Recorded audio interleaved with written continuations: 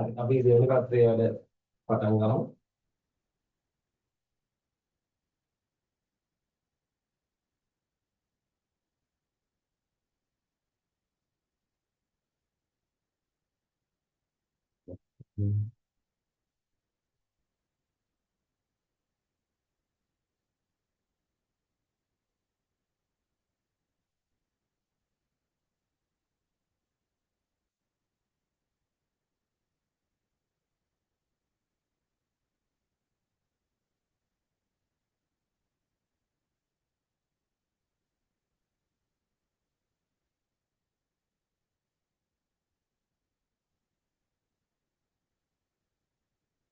හරි පළවෙනි ගාන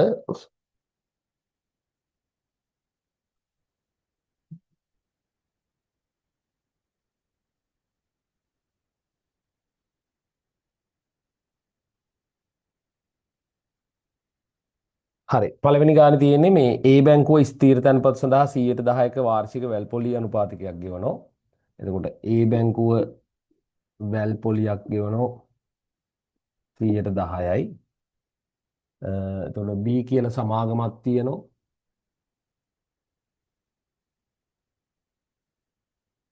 මේකේ රුපියල් 40යි කොටසක් ලාභාංශ රුපියල් 2.50ක් ගෙවනවා. එතකොට මේකට දානවා ලක්ෂ 2ක්.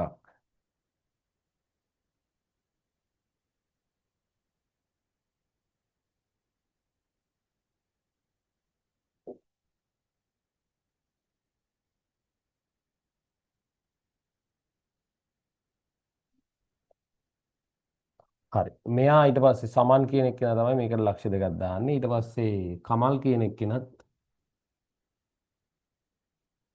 සමාගමේ රුපියල් ලක්ෂ 2ක් ආයෝජනය කරනවා.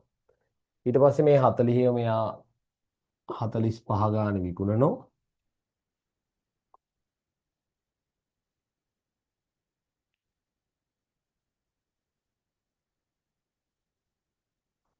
මෙයා ගාව වැඩිපුර 8000ක්. රුපියල් 8000කින් ආදායම වැඩි කියලා පෙන්නනවා.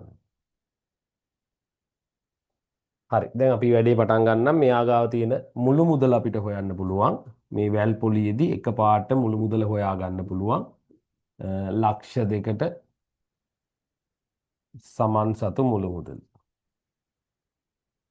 ලක්ෂ 2කට 100න් 110 බැලුවා නම් හරි.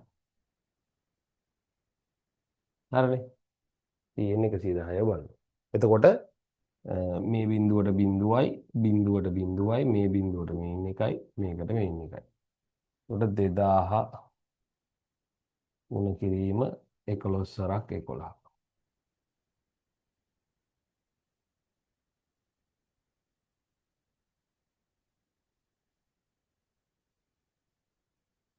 මෙච්චර මුදලක් හම්බ වෙනවා.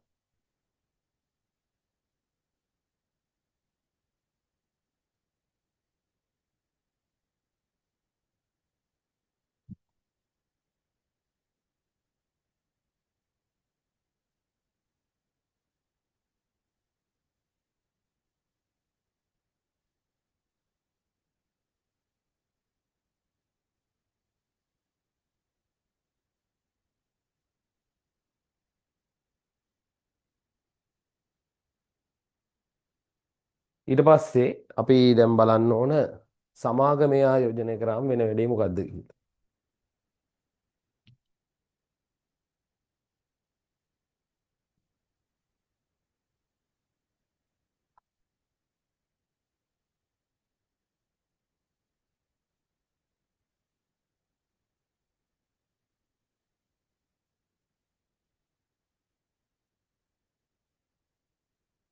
හරි. අපි ඊළඟට එමු සමාගමට මේ. ତර මේ සමාගමේ කොටස් කීයක් ගන්නවද?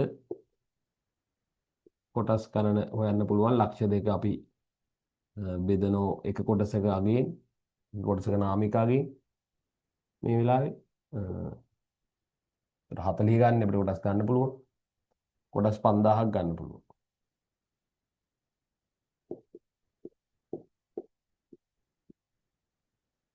එතකොට මේකේ මේ වාර්ෂික ලාභාංශය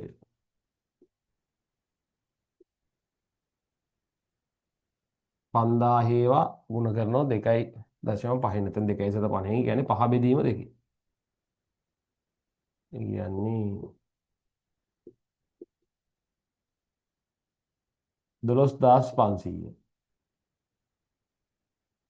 එතකොට අවුරුද්දකට 12500 දෙයක් හම්බ වෙනවා. ඊට පස්සේ දැන් මෙයා මේ කොටස් 5000 විකුණනෝ 45 ගානේ. එතකොට කොටස් වල විකුණුම් මිල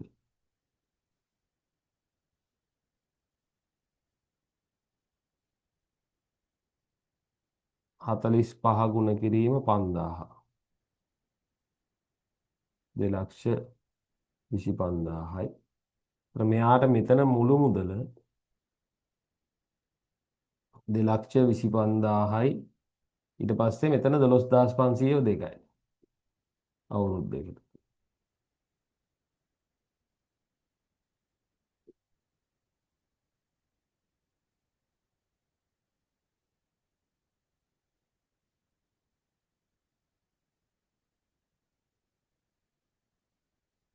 මේ දෙන්නේ කමල්ට. කමල් සතු මුළු මුදල. ඔය අතර වෙනසනේ අහන්නේ. වෙනස 8,000ක්. ධාරණිති. මේක අඩු කරලා බලන්න. 2,50,000න් 2,42,000 අඩු කරාම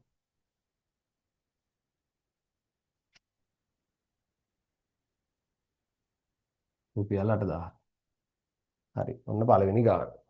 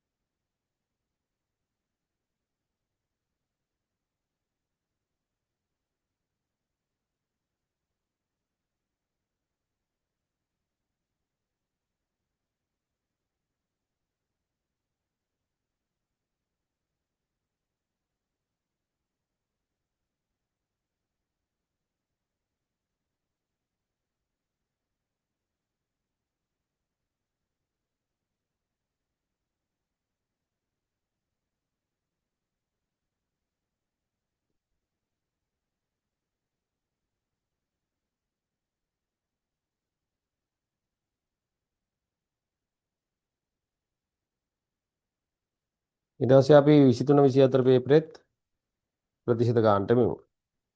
දැන් මේ කතා කරේ 2022 23 පේපර් එකේ ප්‍රතිශත ගාන.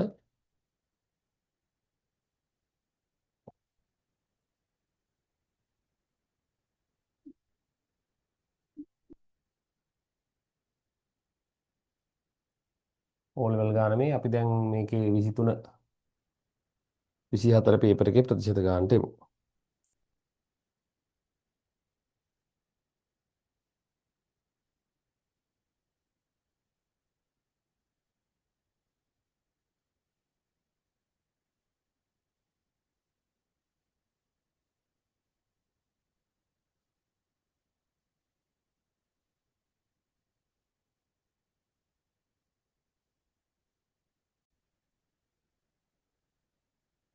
හරි. ඒක කියනවා මෙහෙම. හරි.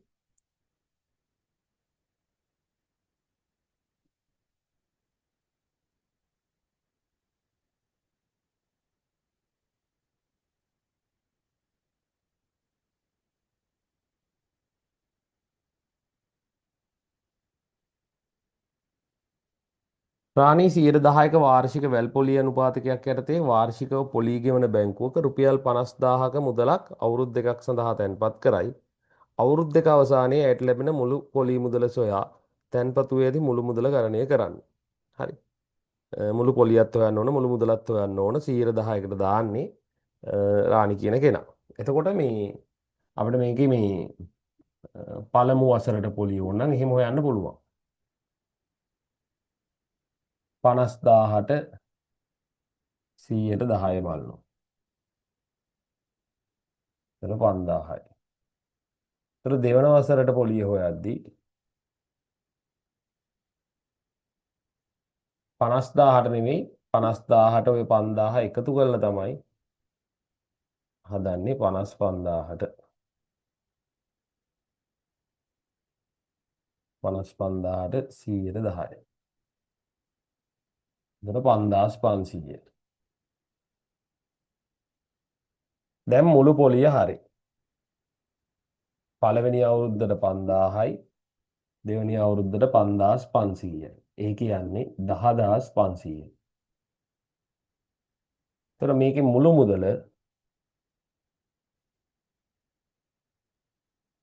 මුදල වෙන්නේ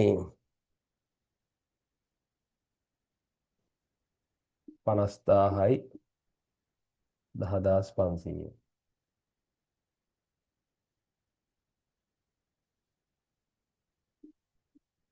රුපියල් 60,500යි.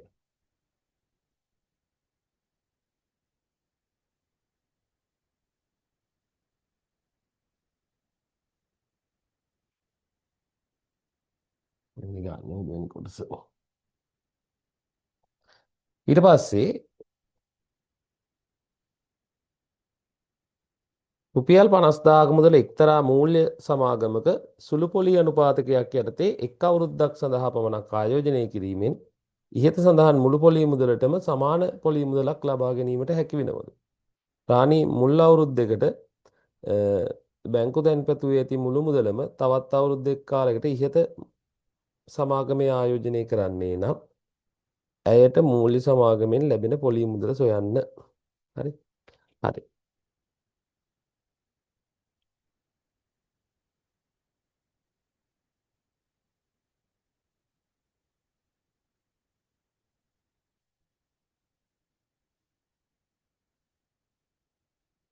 හරි. මේක සුළු පොලී අනුපාතකයක්. ඒතර හැම අවුරුද්දෙම පොලී එක වගේ. එතකොට මේ රුපියල් 50,000ක් දැම්මම ඉහත පොලී මුදලම ලැබෙනවලු.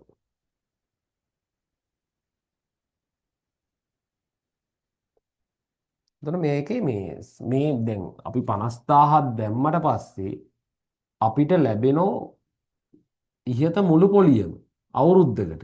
ඒ කියන්නේ 10,500ක් හම්බ වෙනවා. අපිට පුළුවන් මේ මූල්‍ය ආයතනයේ වාර්ෂික පොලි අනුපාතිකය හොයන්න. හරි. මූල්‍ය ආයතනයේ පොලි අනුපාතිකය. එතකොට මේක අපිට සුළු කරන්න පුළුවන් 0.2කට 0.2යි 0.2කට 0.2යි. 105 පහෙන් බෙදුවම 21යි. 100ට 21ක් ගෙවනවා. අවුරුදු දෙකකටනේ දාලා තියෙන්නේ. එතකොට සුළු පොලිය නම් ඉතින් කාලයෙන් ගුණ කරන්න තියෙන්නේ සුළු පොලිය අනුපාතිකය. මේ සුළු පොලිය අනුපාතිකය 121යි. දැන් අපිට මේකේ මුළු පොලිය හොයාගන්න පුළුවන්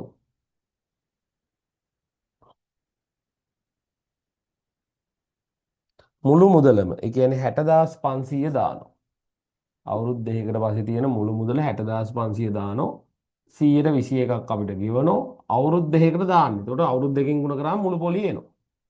දැන් 0.2කට 0.2යි 605 ගුණ කිරීම 21 ගුණ කිරීම 2.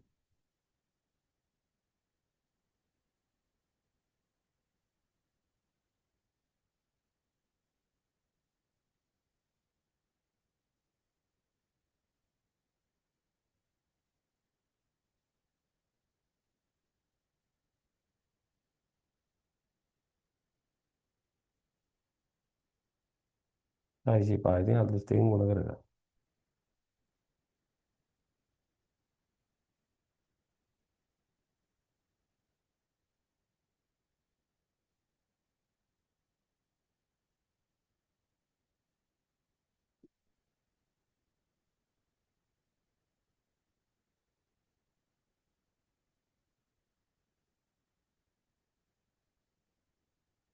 විසි 5,410යි.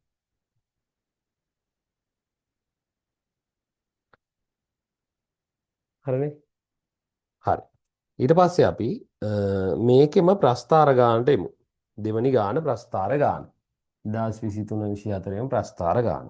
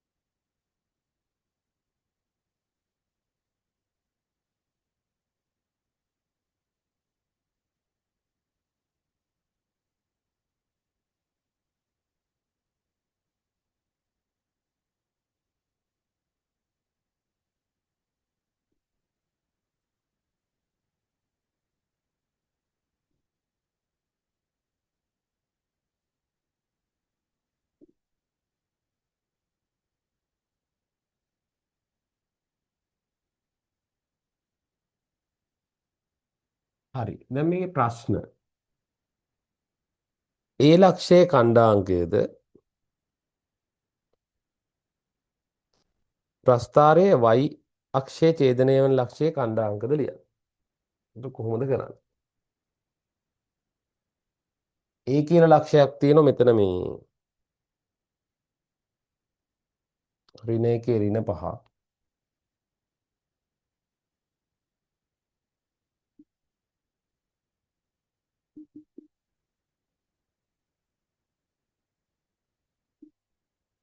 එතකොට මෙතන ඒ ලක්ෂය ගත්තම මේකේ ඛණ්ඩාංක වෙන්නේ x ලගේ ඍණ 1යි y ලගේ ඍණ 5යි. එතකොට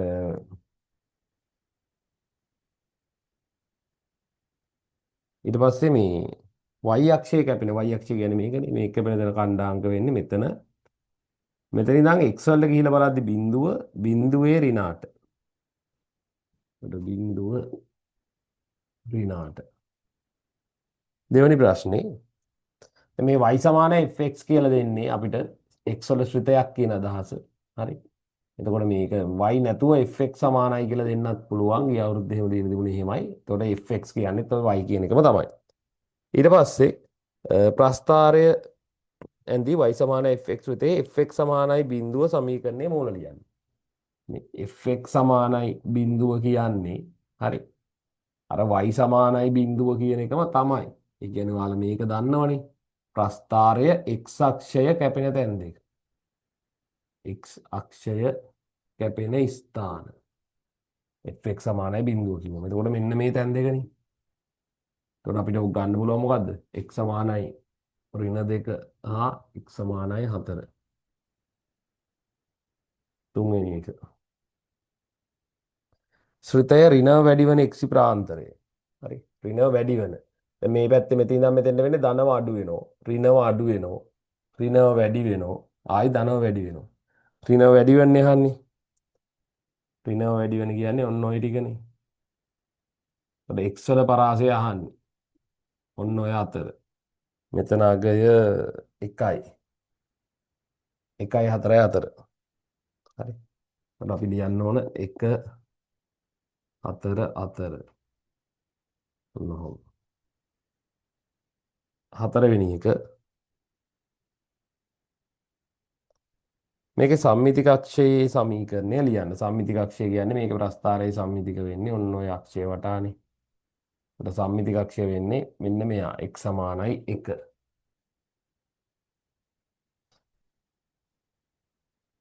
අවම ලක්ෂයේ ඛණ්ඩාංක. අවම ලක්ෂයේ ඛණ්ඩාංක වෙන්නේ 1 ඍණ 9.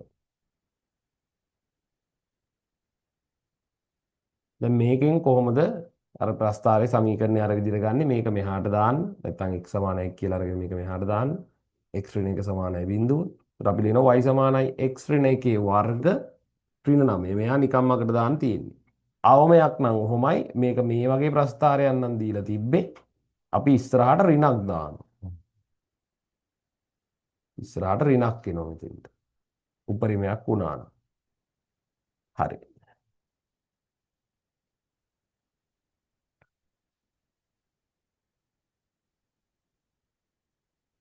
ඊට පස්සේ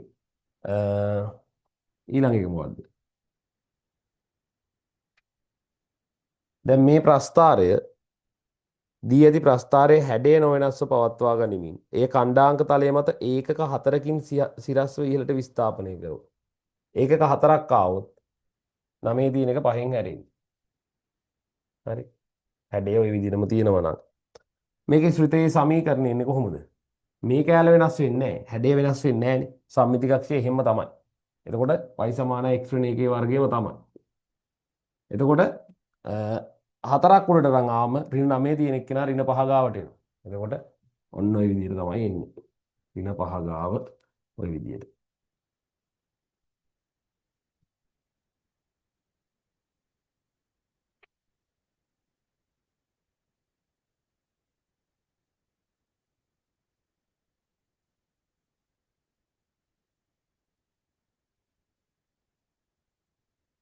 එසේ ආයෙත් අපි 22 23 එකෙත් ප්‍රස්ථාර ගානම හදලා දාමු.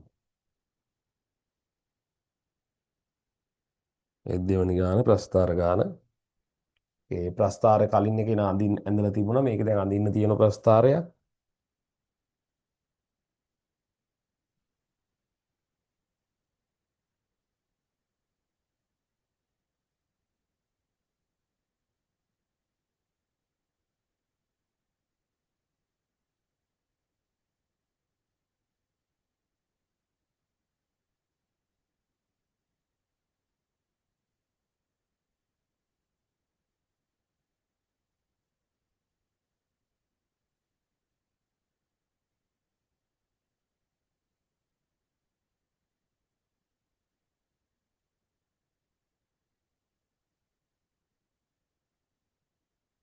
මේකේ ප්‍රස්ථාරයේ සමීකරණය අපිට දීලා තියෙනවා මෙහෙම x ගන්නලු ඍණ 2 ධන 4 අතර y සමානයි 4 ධන 2යි x ඍණ x වර්ග.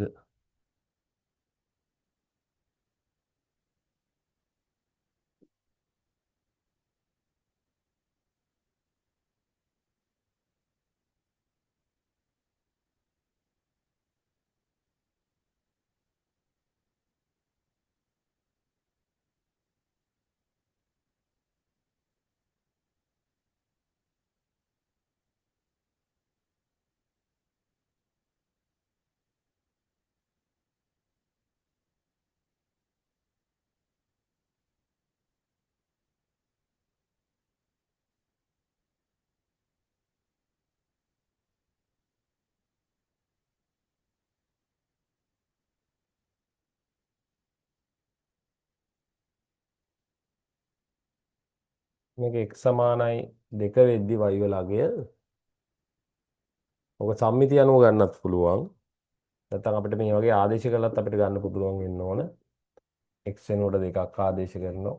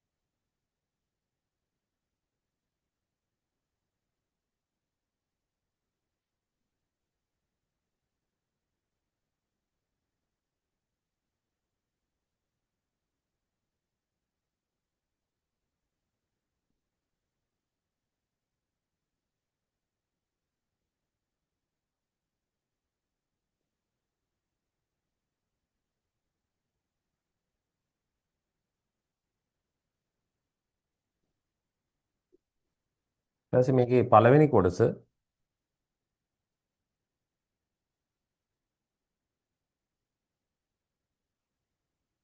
මේකේ ශ්‍රිතය අඩුවන එක්සියගේ ප්‍රාන්තරය ලියන්න.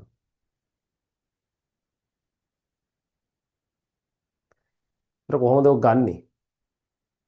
1යි 4යි අතර. හරි. 1යි 4 කියන්නේ මේ මෙන්න මේ දෙන්න. 1 4. y වල 1යි 4 කියන්නේ මේ අතර. ඒතර ප්‍රස්ථාරේ කොටස් දෙකයිනේ. එකක් මේ කොටස, එකක් මේ කොටස. ශ්‍රිතය අඩුවන. හරි. දැන් ප්‍රස්ථාරේ මෙහෙමනේ අඳින්නේ. මෙතන 1 ඉඳන් 4ට යද්දි එන්න ශ්‍රිතය වැඩි වෙනවා. 1යි 4යි අතර. කොහොම ගිහිල්ලා ආයි මෙතන ඉඳන් මෙතෙන්ටදී තමයි ශ්‍රිතය අඩු වෙන්නේ. ඒ කියන්නේ මෙන්න මේ පරාසයට මේ කොටසට අදාළ x වල පරාසය අහන්න. මේකට ගැලපෙන්නේ ශ්‍රිතය අඩුවන කියන කතාව කියනවනේ. ශ්‍රිතය අඩු වෙන්නේ මෙන්න මේ කොටසේ. ඒත් මේක x වල පරාසය වෙන්නේ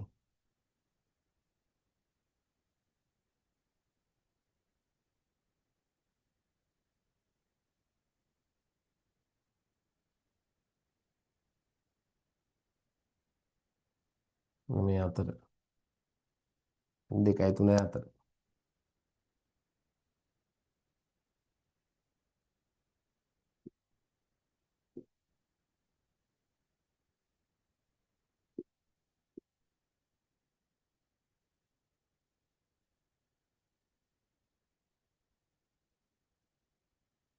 දෙවෙනි එක කියනවා y සමාන මේ වර්ග ආයතයක් විදියට.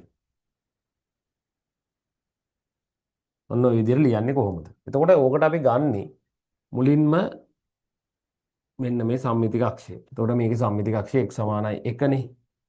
එතකොට මේක උපරිම ලක්ෂයේ ඛණ්ඩාංක මේකේ 1.5. එතකොට උපරිම ලක්ෂයේ ඛණ්ඩාංක 1.5. ඒ කියන්නේ අපි අර මෙතනින් x ඍණ 1 සමානයි බිඳුව කියලා ගත්තා y සමානයි x ඍණ 1 වර්ගය අග තියෙන සංඛ්‍යාව හිම්ම දැම්මා 5යි. මේක උපරිමයක් නිසා ඉස්සරහට ඍණක් දාන උපරිම නිසා තමයි ඉස්සරහට අර ඍණක් කියන එකක් දාන්නේ. ඒතර අපි ලියනවා මේක 5 ඍණ x ඍණ 1 වර්ගයට සංඛ්‍යාව මුලට ලියපු නිසා මම ඒක එහෙම වෙනස් කරලා ලිව්වා.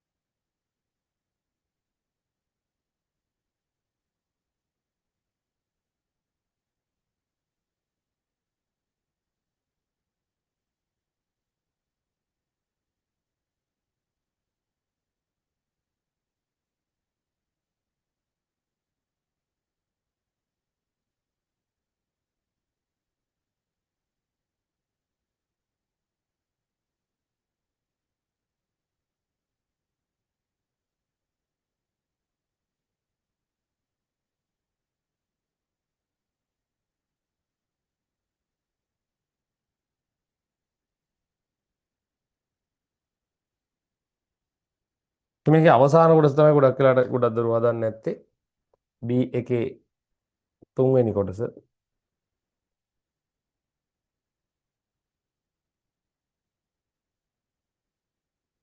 දැන් මෙන්න මේ අපි ඇඳපු ප්‍රස්ථාරයට අදාළ වර්ගජ ප්‍රකාශන වර්ග සමීකරණය ගත්තම මේකේ ධන මූලය. හරි. දැන් මේකේ මූල දෙකයි. මූල දෙක තියෙන්නේ මෙන්න මෙතනනේ. එකක් ඔතන, එකක් මෙතන. හරි. මේ අගය සහ මේ අගය. ඔන්නව තමයි මූල. දැන් මේකේ මූල එන්නේ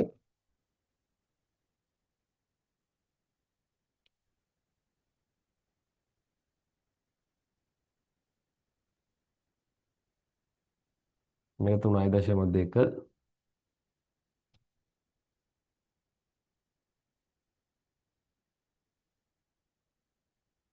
ඍණ 1.2.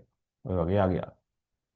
හරි. මේකේ මූල එන්නේ x සමානයි 3.2 හා x සමානයි ඍණ 1.2. මේක ධන හෝ ඍණ 0.1. හරි. එන් දශමයක් එහාට මෙහාට වෙනස් වෙන්න පුළුවන්. එතකොට මේකේ ධන මූලය කියන්නේ මේකනේ. ඊට පස්සේ අපි මේ සමීකරණය පාවිච්චි කරලා අපේ අර බීජීය විසඳ ක්‍රමයට අපි කරන්න ඕන මේකේ මූලය හොයාගන්න ඕන.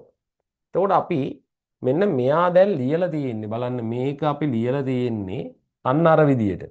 අපි ඇඳපු එකම අරම ලියලානේ තියෙන්නේ. මේක වෙනුවට අපිට ලියන්න පුළුවන් ඔන්න ඔහොම.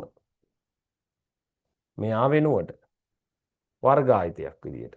දැන් මේක මෙහාට දාන්න. එතකොට 5 සමානයි x ඍණ 1 වර්ග. හරි. ඉතින් මට ඕක ලියන්න පුළුවන් x ඍණ 1 වර්ග සමානයි 5 කියලා. වර්ගය නැති කරන්න අපි දන්නවා වර්ග මූලයක් දාලා. ධන හෝ ඍණ කියලා උත්තර දෙකම වළංගුයි. එතකොට ඍණ එක මේ පැත්තට දැම්මම එක ධන හෝ ඍණ මූල පහ. අන්න මූල පහ සම්බන්ධ වෙන විදිය. එතකොට ප්‍රස්ථාරයේ සමීකරණය කොහොමද වුණත් ඔයාලා මෙන්න මේ ක්‍රමයට හදාගන්න ඕන. වර්ගයක් එන විදියට. ඒක ගොඩක් වෙලාවට අපිට හදන්න දීලා තමයි මේ ප්‍රශ්නේ අහන්නේ. ඒතකොට ඒක ඇල්ල ගන්න විතරයි තියෙන්නේ. ඊට පස්සේ මේකේ උත්තර දෙක x සමානයි 1 ධන මූල පහ හා x සමානයි 1 ඍණ මූල පහ. දැන් ධන මූලයනේ ගන්න කියන්නේ.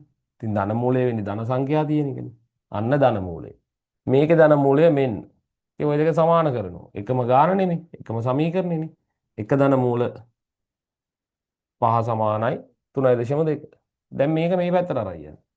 එතකොට මූල පහ සමානයි 3.2 ඍණ 1. ඒ කියන්නේ 2.2. ඔන්න මූල පහේ අගය.